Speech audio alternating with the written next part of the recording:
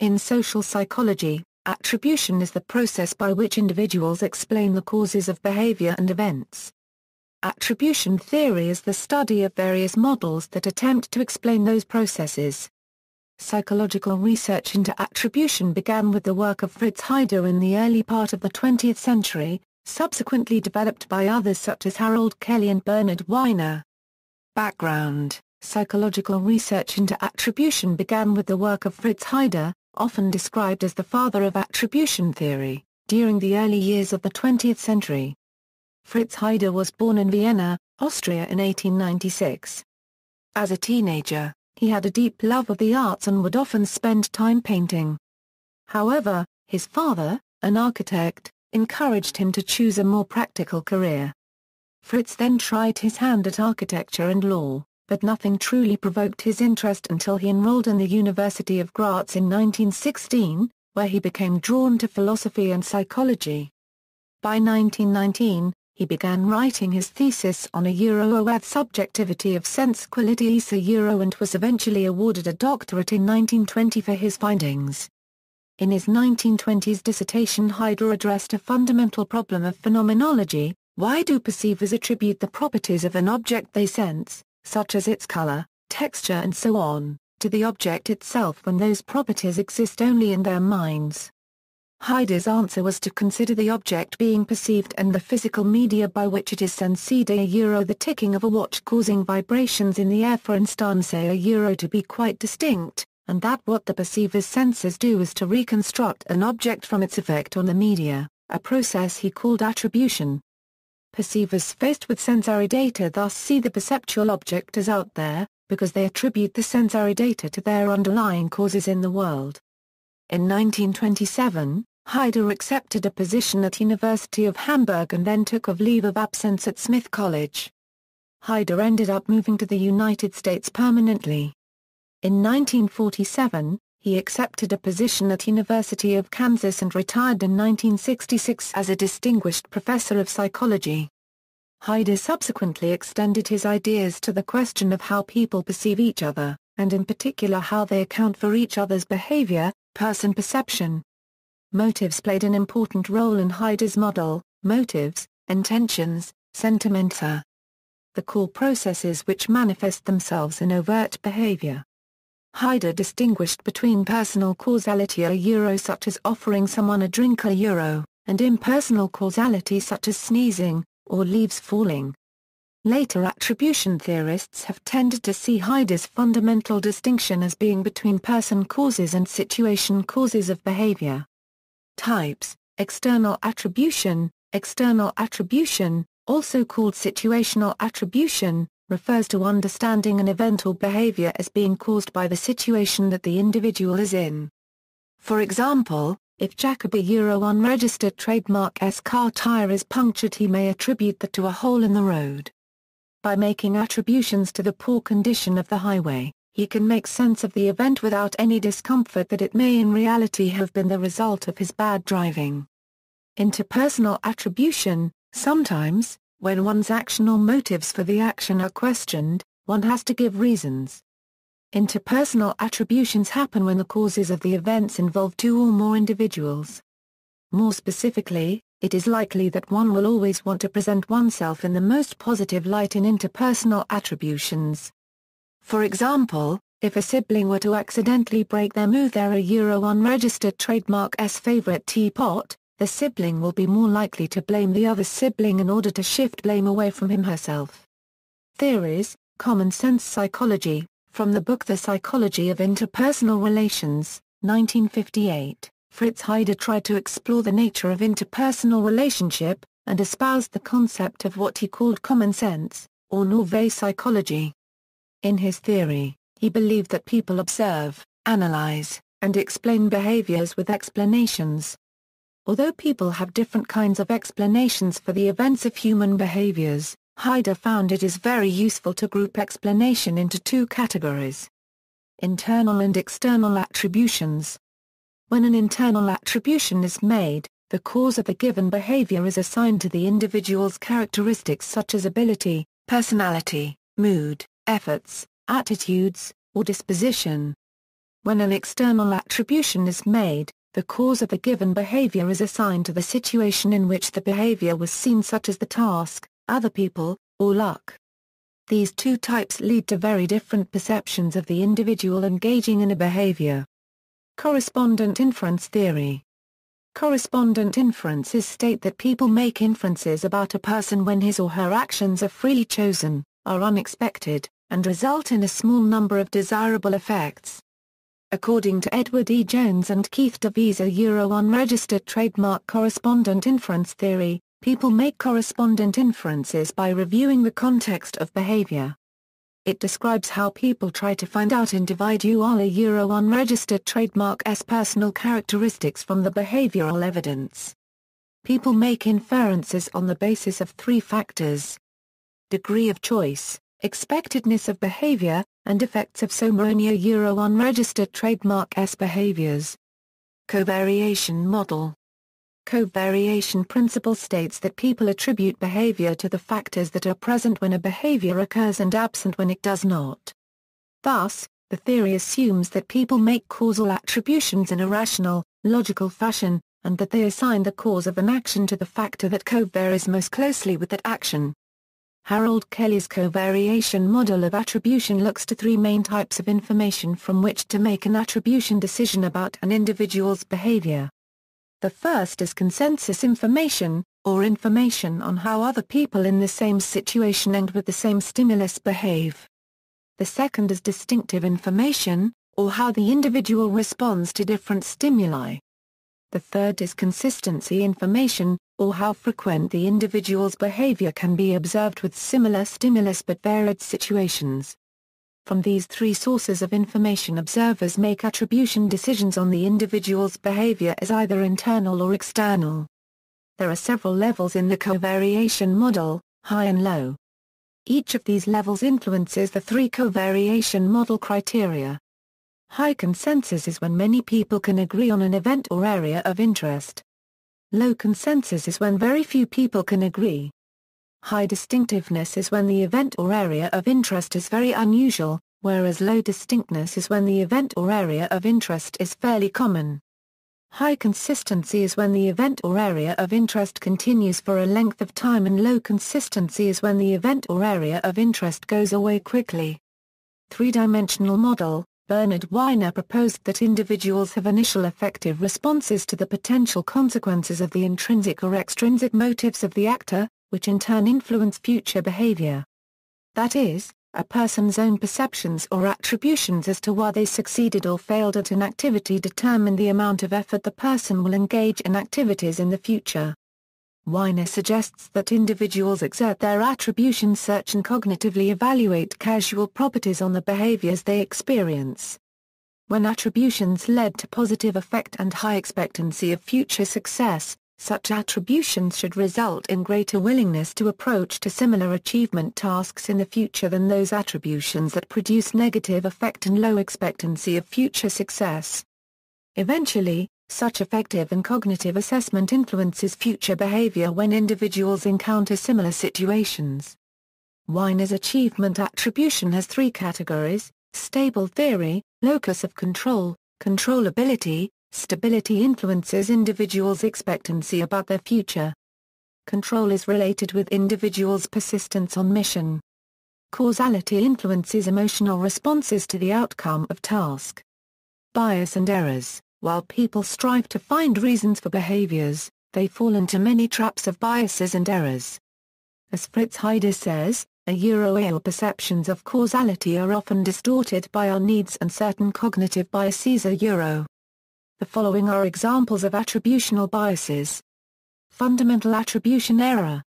The fundamental attribution error describes the tendency to overvalue dispositional or personality-based explanations for behavior while undervaluing situational explanations.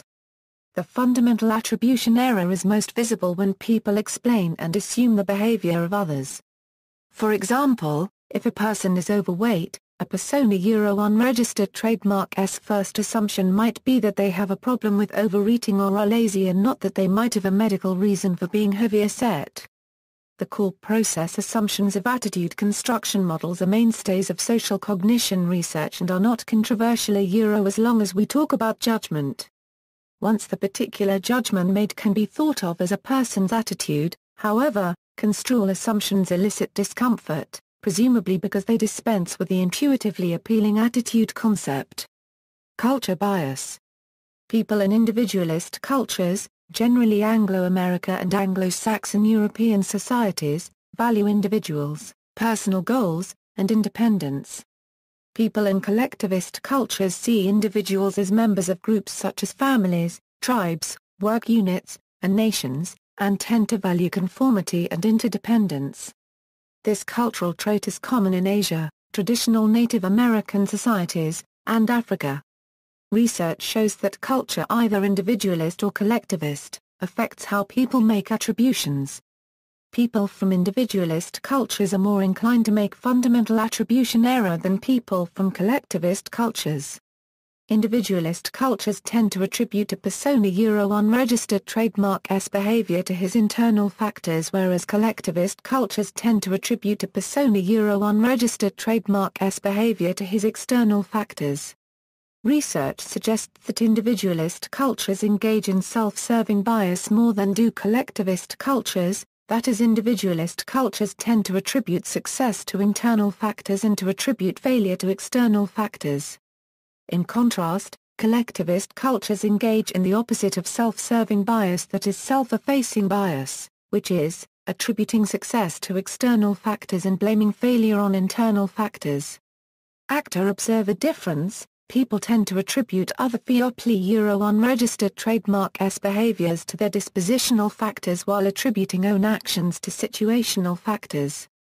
In the same situation, unregistered trademark-s attribution can differ depending on their role as actor or observer.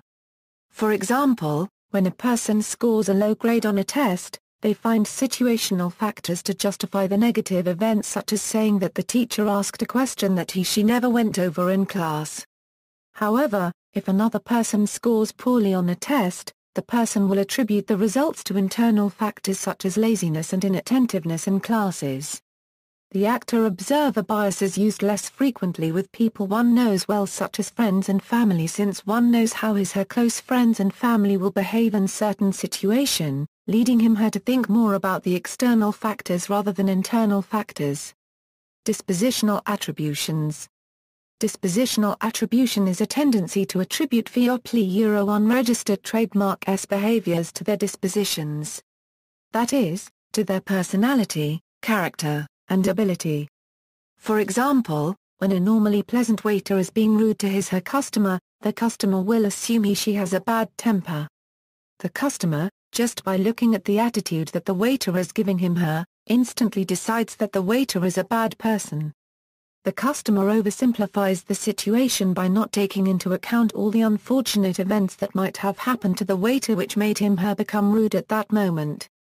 Therefore, the customer made dispositional attribution by attributing the waiter a unregistered trademark-s behavior directly to his/her personality rather than considering situational factors that might have caused the whole rudeness. Self-serving bias.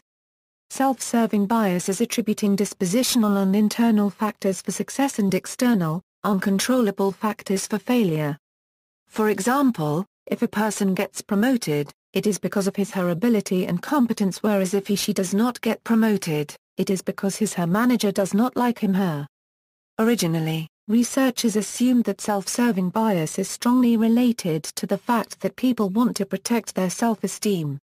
However, alternative information processing explanation came out. That is, when the outcomes match unregistered trademark-s expectations, they make attributions to internal factors.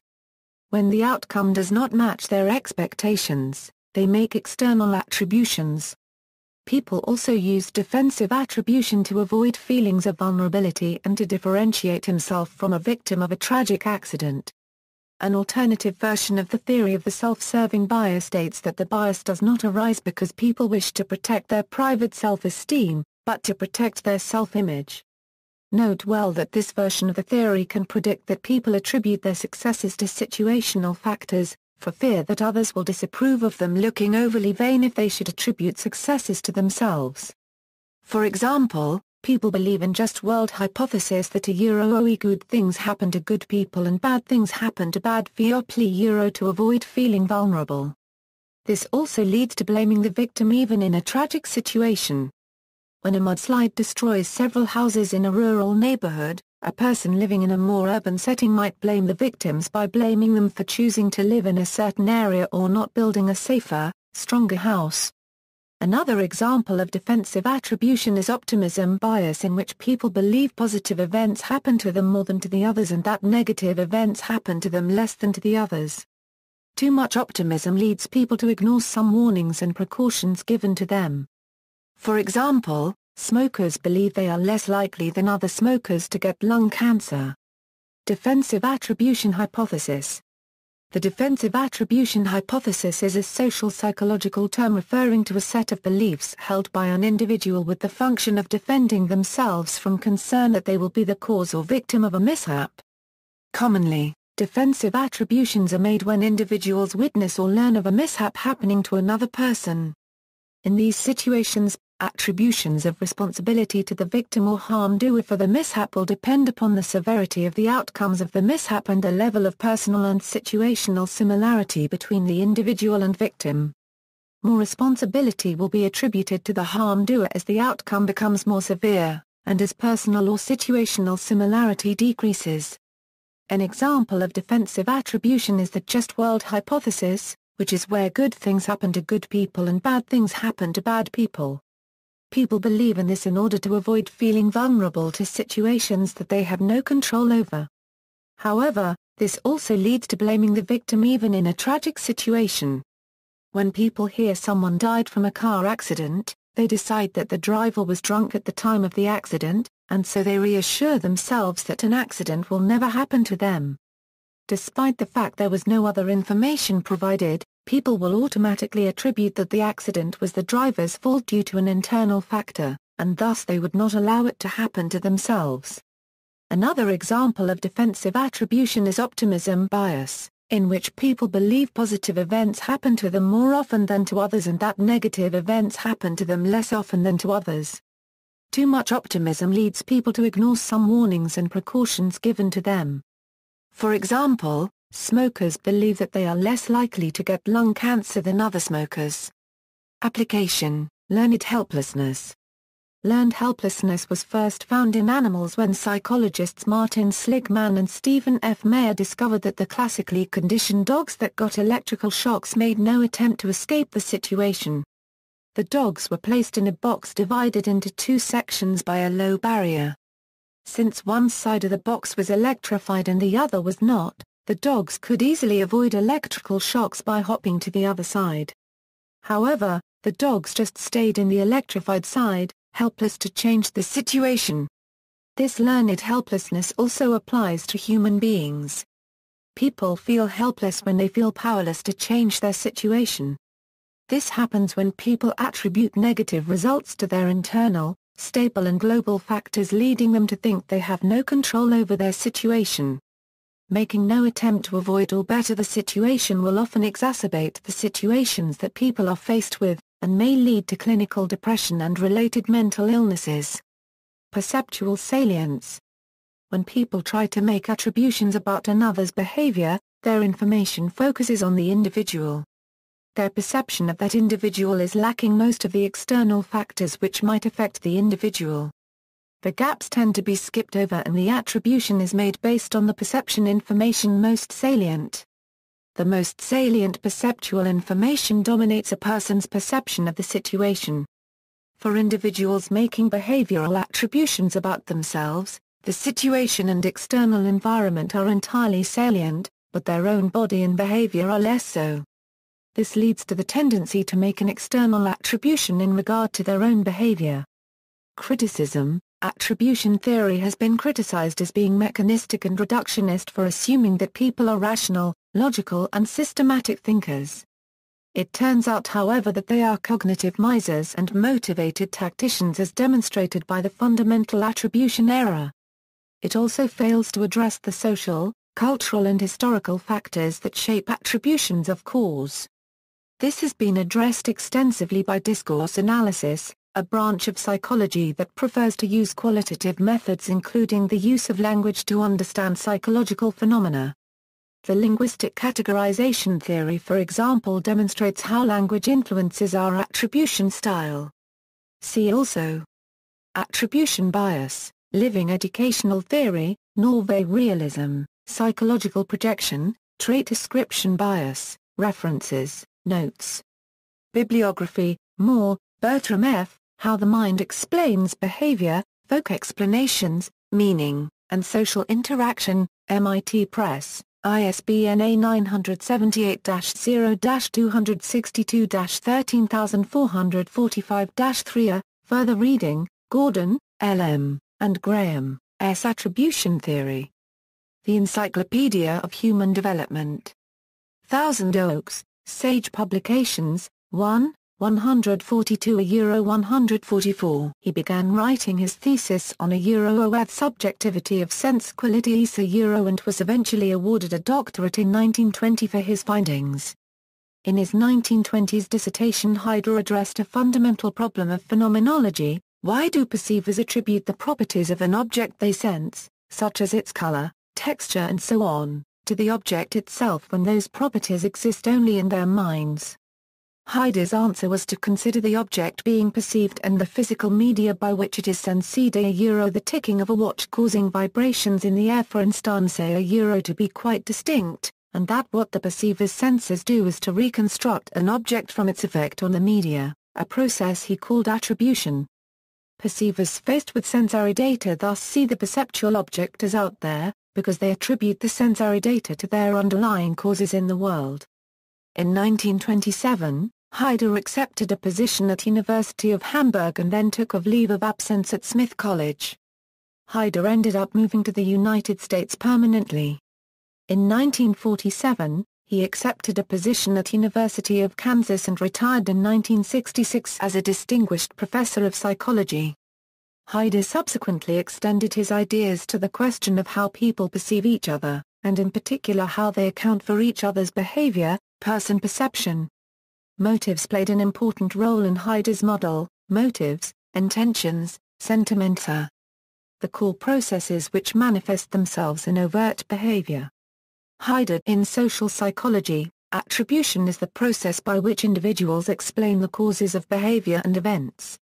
Attribution theory is the study of various models that attempt to explain those processes. Psychological research into attribution began with the work of Fritz Haider in the early part of the 20th century, subsequently developed by others such as Harold Kelly and Bernard Weiner. Background: psychological research into attribution began with the work of Fritz Haider, often described as the father of attribution theory, during the early years of the 20th century. Fritz Haider was born in Vienna, Austria in 1896. As a teenager, he had a deep love of the arts and would often spend time painting. However, his father, an architect, encouraged him to choose a more practical career. Fritz then tried his hand at architecture and law, but nothing truly provoked his interest until he enrolled in the University of Graz in 1916, where he became drawn to philosophy and psychology. By 1919,